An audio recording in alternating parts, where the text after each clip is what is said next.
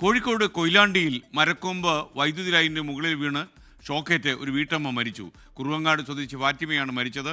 വീടിന് മുകളിലൂടെ കടന്നുപോകുന്ന വൈദ്യുതി ലൈൻ മാറ്റണമെന്ന് KSEBയോട് ആവശ്യപ്പെട്ടിരുന്നതായി ബന്ധുക്കൾ പറയുന്നു.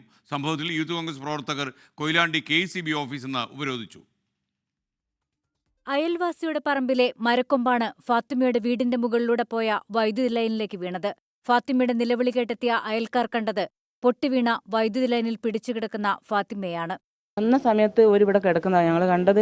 ഇപ്പം ലൈൻ പൊട്ടിയിട്ടൊന്നും ആദ്യം അറിഞ്ഞില്ല. അറിഞ്ഞതിന് ശേഷം ഞങ്ങൾ വന്ന് നോക്കുമ്പോൾ ഞാനും ഇവിടെ അയൽവാസി സമീറയും കൂടിയാണ് വന്നത്. ഞങ്ങൾക്ക് പെട്ടെന്നൊന്നും കൈ കിട്ടാതെ ലാസ്റ്റ് കിട്ടിയത് ചൂലായിരുന്നു.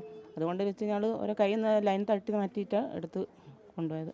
ഫയർഫോഴ്സ് ഉദ്യോഗസ്ഥർ സ്ഥലത്തെത്തി നാട്ടുകാരുടെ സഹായത്തോടെ ആശുപത്രിയിലേക്ക് മാറ്റിയെങ്കിലും ജീവൻ രക്ഷിക്കാനായില്ല. മുകളിലൂടെ പോകുന്ന വൈദ്യുതി ലൈൻ മാറ്റാൻ ആവശ്യപ്പെട്ടതായി ഫാത്തിമയുടെ മകൾ. ഇപ്പോഴും ഞങ്ങൾ പറയല അവരോട് അത് മുറിക്കണം എന്നുള്ള, പക്ഷെ അവർ അന്നേരം ഒന്നും കേട്ടില്ല. ഇത് മരം വീണിട്ട് ലൈൻമേലേക്ക് വീണപ്പോൾ ഞാൻ ഇവിടെ ഇല്ല, അതിന് പുറത്തതിനുള്ളത്. എൻ്റെ രണ്ടാമത്തെ അനിയത്തെ ഇവിടെ ഉള്ളത്. പിന്നെ ഓള് കരഞ്ഞ് ആൾക്കാരെ കൂട്ടിയപ്പോൾ എല്ലാവരും ഓടി വന്നതാണ്. അപ്പോഴത്തേക്ക് ഉമ്മ വീണ് പോയിക്ക്.